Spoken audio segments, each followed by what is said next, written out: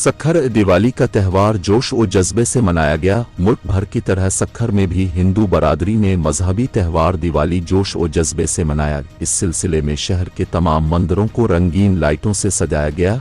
सक्खर के नापर दरबार में दिवाली की तकरीब मुनक्किद की गई। जैन पूजा पाठ के साथ पाकिस्तान की तरक्की और खुशहाली के लिए खुसूसी दुआएं की गईं।